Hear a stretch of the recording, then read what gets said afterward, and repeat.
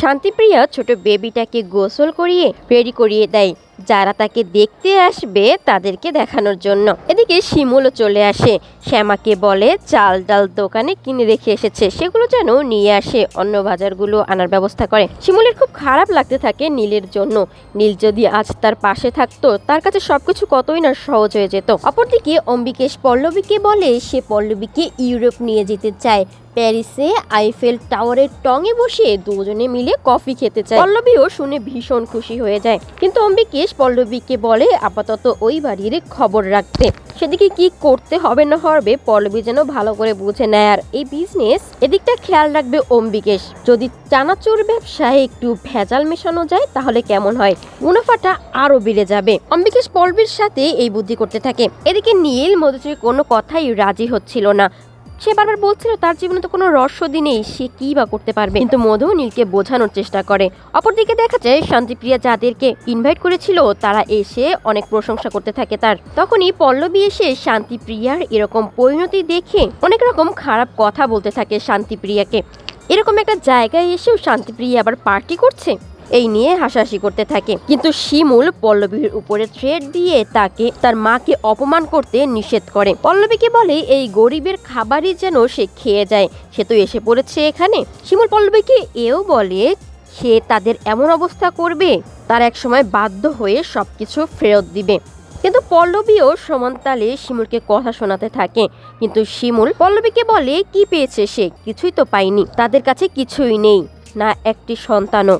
পল্লবী তখন ভীষণ রেগে যায় শিমুলের উপর, কিন্তু শিমুল বলে দেখো আমাদের কাছে সবার ভালোবাসা রয়েছে, একতা রয়েছে, এর চেয়ে বড় আর কি আছে, তোমাদের কাছে কিছুই নেই। পল্লবী অনেকটা ক্ষুব্ধ হয়ে সেখান থেকে চলে যায়। এদিকে গণপতি সেন শান্তিপ্রিয়াকে বলতে থাকে দেখেছো যাকে এত অবহেলা করেছো অপমান করেছো সেই আজ তোমাদের পাশে রয়েছে। শান্তিপ্রিয়াও তখন মনে মনে ভাবতে থাকে সে কি আর আমার বুঝতে বাকি আছে, মুখে যাই বলি না কেন এটা তো ভালো করেই জানি এই সময়েই একমাত্র শিমুলই পারে আমাদের সবাইকে সামলাতে। এদিকে শিমুল গণপতি সেনকে বলে আবার তারা নতুন করে চানাচুরের ব্যবসাটা শুরু করবে। হ্যাঁ এটা ঠিক যে এখন তাদের কাছে তেমন কোনো মূলধনই নেই, কিন্তু এটাও তো সত্যি যে তাদের কাকু যখন ব্যবসা শুরু করেছিল তখন তেমন কোনো মূলধন ছিল না, তবুও তো এই পর্যায়ে এসে পৌঁছতে পেরেছে, তারাও পারবে। এদিকে নায়িকা মধুশ্রী তার রণেতের জন্য ড্যান্স ক্লাস, জিম, ইয়োগার ব্যবস্থা করে। এদিকে শান্তিপ্রিয়া যাদেরকে ইনভাইট করেছিল তারা খুব ভালোভাবে খেয়ে সেখান থেকে যায় শান্তিপ্রিয়ার প্রশংসা করেই। এদিকে শিমুলদের সেই বাড়িওয়ালা এসে তাদেরকে বলতে থাকে তাদেরকে এই বাড়ি ছেড়ে চলে যেতে হবে, তারা যেন সবটা গুছিয়ে চলে যায় এখান থেকে। গণপতি সেন পুরো ভিক্ষে চাওয়ার মতো তার কাছে একটু সময় চেয়ে নেয়। শিমুল শান্তিপ্রিয়া তারা দুজনেই বলতে থাকে কেন সেরকম করছে হঠাৎ করে, তারা তো বাড়িটা ভাড়া নিয়েছে, তাহলে কি পল্লবী এসে শ্যামলবাবুকে অনেক টাকা দিয়েছে যাতে তাদের বের করে দেয়, থাকতে না দেয়? কিন্তু শ্যামল পরে বলে না তাদের কোথাও যেতে হবে না। শ্যামল এক সময় গণপতি সেনের কোম্পানিতে চাকরি করত, এক সময় গণপতি সেন তার অ্যাক্সিডেন্ট হলে তাকে অনেক সাহায্য করে। পল্লবী এসেছিল তার কাছে, তাকে অনেক টাকাও অফার করেছিল যাতে তাদের বের করে দেয়, কিন্তু সে টাকার লোভে পড়েনি, সে পল্লবীকে তার কাছ থেকে তাড়িয়ে দিয়েছে। গণপতি সেনরা এখানেই থাকবে। এদিকে শিমুল গণপতি সেনকে অনেক আশ্বাস দিতে থাকে, শান্তিপ্রিয়া অনেক আস্থা নিয়ে সেই দিকে আনমনে তাকিয়ে থাকে। এদিকে মধুশ্রী তার মতো করে ডান্স প্র্যাকটিস করানোর চেষ্টা করে নীলকে। নীল কিছুতেই রাজি হচ্ছিল না, নিজে ধরে ধরে নীলকে ডান্স প্র্যাকটিস করানোর চেষ্টা করে। এক পর্যায়ে নীলও তার মতো করে চেষ্টা করতে থাকে। এদিকে মধু মনে মনে ভাবতে থাকে রণেতকে অংশুমানকে টেক্কা দিতেই হবে, তোমাকে পারতেই হবে রণেত। এদিকে নীলের আর ভালো লাগছিল না, সে তাকে আবার পরে প্র্যাকটিস করবে বলে। মধু তখন নীলকে বলে সে আজ বেরোবে তার রণেতকে নিয়ে, তারা একসাথে বাহিরে সিলভার হোস্ট রেস্টুরেন্টে খাবে। এদিকে শিমুল চানাচুর বানানোর জন্য বাসনপত্র যা যা লাগে নিয়ে আসে এবং কাঁচামালের বাজারগুলো গণপতি সেনকে করতে বলে, তার হাতে টাকাও তুলে দেয়। এদিকে পল্লবী যাকে শিমুলদের উপর নজর রাখতে বলেছিল সে আড়াল থেকে সবটা শুনে ফেলে এবং পল্লবীকে সবটা জানিয়ে দেয়। শিমুল শ্যামা মিলে সমস্ত বাসন রেডি করছিল, পরিষ্কার করছিল। শান্তিপ্রিয়া তখন তাদের পাশে বসে পুরনো দিনের কথাগুলো মনে করছিল। তার হাতের বাউটি দিয়েই শুরু হয়েছিল তার ব্যবসা, সেই বাউটি বিক্রি করেই ব্যবসার মূলধন হয়েছিল। সে তখন কত পরিশ্রম করতো, চানাচুরের বুড়োর সাথে সাথে থাকতো, এখন যেমন আছে সেরকম ছিল না। শিমুল তাকে সান্ত্বনা দিতে থাকে, হ্যাঁ সে সবটা জানে তো, এদিকে গণপতি সেন কাঁচামালের বাজার করতে যাচ্ছে। অম্বিকেশ তার লোকজন পাঠায় গণপতি সেনের বাজারগুলো নষ্ট করার জন্য। মধু বলে নীল রেডি হয়ে আসে। মধু তাকে জিজ্ঞেস করে তাকে কেমন লাগছে, কিন্তু নীল মধুর দিকে ফিরেও তাকায় না। মধুর বিষয়টি একদমই ভালো লাগছিল না। এদিকে বড় শিমুলকে জানানোর চেষ্টা করে অম্বিকেশ গণপতি সেনের ক্ষতি করার চেষ্টা করছে আবারও, কারণ অম্বিকেশ আর পল্লবীর কথাগুলো সে শুনে ফেলেছিল। কিন্তু যখনই ফোন দিতে যাবে তখনই পল্লবী সেখানে এসে উপস্থিত হয়। পল্লবীর মনে সন্দেহ হয় বড় বৌদি হয়তো সবটা বলে দিবে, তাই ফোন দিয়েছে। শিমুল আগে থেকেই বড় বৌদিকে বলে দিয়েছিল যে করেই হোক হাতে পায়ে ধরে আর যা করেই হোক না কেন বড় বৌদিকে কিন্তু এই বাড়িতেই থাকতে হবে। বড় বৌদি সেই কথা ভেবে পল্লবীর হাত পা ধরে বলে শুধুমাত্র বেবিটার খবর নেওয়ার জন্য সে ফোন দিয়েছিল, অন্য কোনো কারণে নয়। এদিকে মধু রনিতকে নিয়ে যায় সিলভার হোস্ট রেস্টুরেন্টে। বিল্টু নীলকে দেখেই চিনে ফেলে, কিন্তু বিল্টু বারবার ডাকার সত্ত্বেও নীল তাকে চিনতে পারে না। নীল বিল্টুর দিকে খেয়ালও করে, কিন্তু বিল্টু যে নীলের কতটা কাছের বন্ধু ছিল নীলের তা মনেই ছিল না। নীল সবটাই ভুলে গেছে। বিল্টু তখনই শিমুলকে ফোন দিয়ে সবটা জানায়, কোথায় দেখেছে নীলকে ডেকেছে, কিন্তু নীল সাড়া দেয়নি। সবটাই শিমুলকে বলে। শিমুল তার কাছ থেকে সবটা জানার পরে সেও সেখানে যাওয়ার জন্য ব্যাকুল হয়ে পড়ে, কিন্তু শান্তিপ্রিয়া শিমুল বলে শিমুল যেন ওই জায়গায় না যায়, কারণ তাকে ডেকে নিচ্ছে তো। তার গোলসন ওখানে কি করে থাকবে? গোলসন তো এখানে শুয়ে আছে। শিমুলকে ডেকে নিচ্ছে তো শিমুলের নিশ্চয়ই কোনো না কোনো ক্ষতি করে দিবে। সে তার গোলসনকে হারিয়েছে, সে আর কাউকে হারাতে চায় না। শিমুল তখন তাকে বোঝানোর চেষ্টা করে, আর মেজদা তো যাচ্ছে তার সাথে, চিন্তা কিসের? এদিকে শান্তিপ্রিয়াও ভীষণ অস্থির হয়ে যায়। একবার শুনছে তার গোলসন আছে, আবার শুনছে গোলসন নেই। কোনটা বিশ্বাস করবে সে?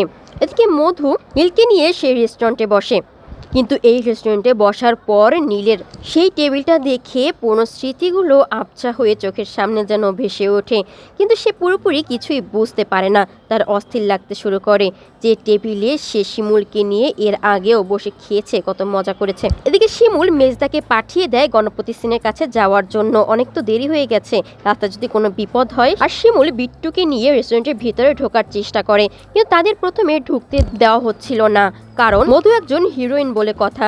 সে আজ পুরো রেস্টুরেন্টটাই বুক করে নিয়েছে। কিন্তু শিমুল বুদ্ধি করে বলে এই হিরোইনই তাদের আসতে বলেছিল, তাই তাদের ভিতরে প্রবেশ করতেই হবে। শিমুল এমনভাবে কথা বলে তাদেরকে ভিতরে ঢুকতে দেওয়া হয়, কিন্তু তারা ভিতরে ঢোকার পর নীল বা মধু কাউকে দেখতে পায় না, কারণ দুজনেই অলরেডি গাড়ি নিয়ে বেরিয়ে পড়েছে। এদিকে মেজদা সেখানে পৌঁছানোর পর দেখতে পায় গণপতি সেন নিচে পড়ে আছে রক্তাক্ত অবস্থায়। অম্বিকেশের লোকজন এসে তাদেরকে আহত করে তাদের সমস্ত কাঁচামাল নষ্ট করে দিয়ে চলে গেছে, কিন্তু তারা তাদের ছিনতাইকারী মনে করে। কিন্তু শিমুলের সবটা শোনার পরে মনে সন্দেহ জাগে, যদি ছিনতাইকারী হয় তবে গণপতি সেনের কাছে তো আরও টাকা ছিল নগদ, সেগুলো কেন নিল না? আর বাজারগুলো তারা নষ্ট করেই বা দিয়ে চলে গেল কেন? তারা তো নিয়ে যেতে পারত। নিশ্চয়ই এরা অম্বিকেশ এবং পল্লবীর সাজানো গুন্ডা। তারা কোনো না কোনোভাবে সবটা জানতে পেরে গেছে যে তারা চানাচুরির ব্যবসা শুরু করছে, তাই ভয় পেয়ে গেছে এবং এই কাজগুলো করেছে।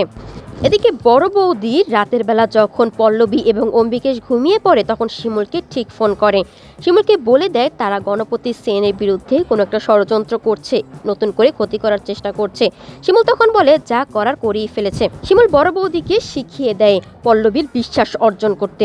শিমুলের নামে গিয়ে যেন বড় বৌদি খারাপ খারাপ কথা বলে পল্লবীর কাছে, তাহলেই পল্লবীর কাছের মানুষ হতে পারবে এবং তাদের পরবর্তী প্ল্যান জানতে পারবে। পরবর্তী সেই মোতাবেক পল্লবীর কাছে গিয়ে বলে জানো তো শিমুল না পরে আমাকে ফোন করেছিল, এই বাড়ির খবরাখবর জানতে চাচ্ছিল তোমরা কি করছো না করছো। এদিকে শিমুল নীলের কথা গণপতি সেন এবং শান্তিপ্রিয়াকে জানাতে থাকে।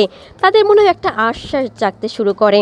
অপরদিকে দেখা যায় বড় বৌদি পল্লবীর কাছে শিমুলের নামে খারাপ খারাপ কথা বলতে থাকে। শিমুলের শেখানো কথা অনুযায়ী পল্লবীরা তো তাদের খাওয়াচ্ছে, পড়াচ্ছে, ভালো জায়গায় থাকতে দিচ্ছে, তাদের মেয়েটাকে ভালো স্কুলে পড়াশোনাও করাচ্ছে, তাহলে সে কেন শিমুলদের সবটা বলবে? সে একটুও বেইমানি করতে পারবে না। সে এখন শিমুলকে বলে দিয়েছে সে তাদের দলে আছে, শিমুলদের দলে নেই, সে পল্লবীদের দলেই থাকবে। শিমুল কোচিং সেন্টারে শিক্ষকতার চাকরি নেয়। 10,000 টাকার বেতন হলেও শিমুল বলে 12,000 টাকা করে নেয়। শিমুলের কথা শুনে এবং ব্যাকগ্রাউন্ড শুনে সে 12,000 টাকা দিতে রাজি হয়, 4,000 টাকা অ্যাডভান্সও দিয়ে দেয়, কারণ শিমুলকে তার বিশ্বস্ত বলেই মনে হয়েছে। এদিকে মধু নীলকে বলে শীঘ্রই সে রনেতকে হিরো হিসেবে লঞ্চ করবে। নীল তখন বলে তাহলে আমার তো অনেক ছবি ছাপা হবে, পোস্টার হবে, তাহলে আমার পরিবারের লোকজন যদি আমাকে দেখে চিনতে পারে তাহলে আমাকে ঠিক খুঁজতে আসবে, তাই না? কথাগুলো শুনে মধুর এটা মনে হতে থাকে হ্যাঁ এরকমটা তো হতেই পারে, কিন্তু সেও ভালো করেই জানে তার তখন ঠিক কি করতে হবে। এদিকে শিমুল একটা চাকরি জোগাড় করতে পারলেও মেজদা এখনো কোথাও চাকরি জোগাড় করতে পারেনি, কারণ অম্বিকা সব জায়গায় বলে দিয়েছে তাকে চাকরি না দিতে। সে নাকি অনেক লোভী, অনেক খারাপ মানুষ। শিমুলের টাকা দিয়ে থাকা খাওয়ার ব্যবস্থা তো হলো, কিন্তু ব্যবসাটা কি করে শুরু করবে? শিমুল বলে যায় যে করেই হোক সে সবকিছুর ব্যবস্থা করবেই। শিমুল তার মায়ের গচ্ছিত গহনা যা যা ছিল সবকিছু চেয়ে নিয়ে আসে এবং বলে দেয় সবকিছু ফেরত দিয়ে দিবে। কিন্তু সে বলে, তুই কাকে ফেরত দেওয়ার কথা বলছিস? তোর নিজের মাকে? তোদের এই বিপদে আমি তোদের সাহায্য করবো না? এরপর সে গণপতি সেনের কাছে এসে বলে, কাকু আমি মায়ের রাখা গয়নাগুলো নিয়ে এসেছি, সেই কাজেই গিয়েছিলাম। গণপতি সেন শান্তিপ্রিয়া কিছুতেই যেন মেনে নিচ্ছিল না। শেষমেশ শিমুলের মায়ের গয়না নিয়ে আসবে তারা? অসহায় একটা মানুষ, সে সারা জীবন কষ্ট করে গেছে। শান্তিপ্রিয়ারও ভীষণ খারাপ লাগছিল কথাগুলো শুনে। এদিকে শিমুল বলে, আমাদের ব্যবসা শুরু করায় অম্বিকেশ বাধা দিয়েছে, এবার ব্যবসা আমরা আবার নতুন করে শুরু করব অম্বিকেশের টাকা দিয়েই। আমরা প্রয়োজনে সবকিছু চুরি করে নিয়ে আসবো তার থেকে। গণপতি সেন শান্তিপ্রিয়া কিছুতেই যেন সেটা মেনে নিতে পারছিল না, কিন্তু শিমুল বলে, আমরা তো চুরি করছি না, উনি কি করেছেন? আমাদেরটাই আমরা ছিনিয়ে আনবো এবার। শিমুল এমনভাবে তাদের বোঝায় তারাও বুঝতে রাজি হয়। মেজদাও তাতে সায় দেয়। সবকিছু তো তাদেরই। অম্বিকেশ সবকিছু ঠকিয়ে নিয়ে গেছে, এবার অম্বিকেশের টাকা দিয়েই তারা বাজিমাত করবে। এদিকে শান্তিপ্রিয়াও বলে ওঠে, হ্যাঁ হ্যাঁ ঠিকই তো, সবকিছু তো তাদেরই ছিল।